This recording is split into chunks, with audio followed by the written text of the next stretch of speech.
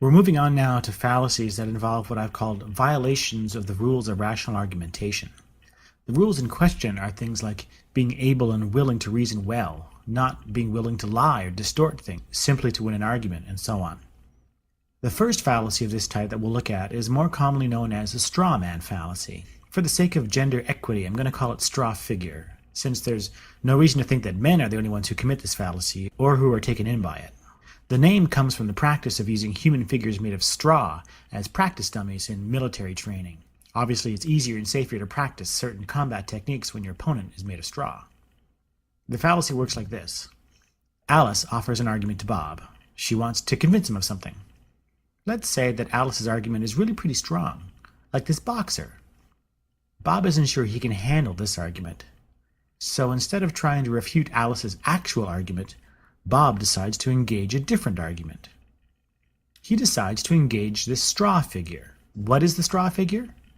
It's a weaker, distorted version of Alice's original argument.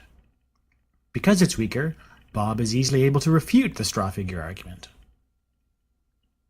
The straw figure fallacy is complete when Bob does the dance of joy and claims that he has successfully refuted Alice's original argument. But of course, Bob hasn't refuted the original argument, he's only refuted a distorted misrepresentation of it. This is the straw figure or straw man fallacy.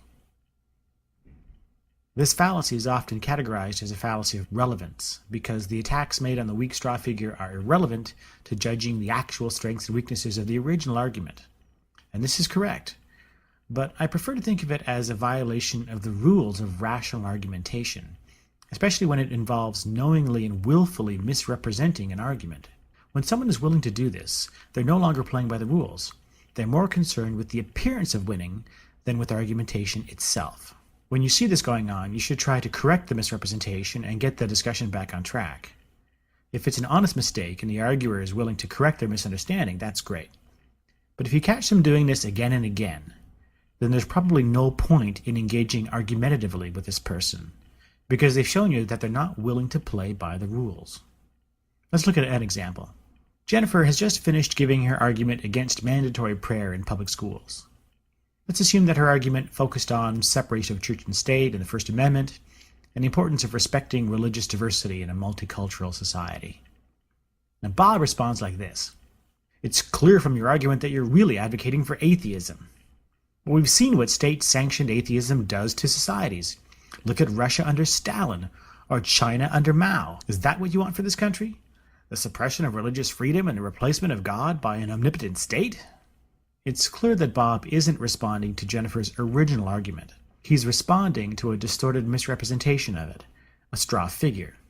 Appeals to religious diversity or separation of church and state are just as often made by religious people as by non-religious people. But if Bob can reframe the argument so that it looks like an argument for atheism and abolishing all forms of religious expression, then that's a much easier argument to refute. Rhetorically, this kind of move can be very powerful, and that's why straw figure arguments are so common in public debates on hot-button topics. But from a logic standpoint, they represent a willful refusal to engage in genuine argumentation.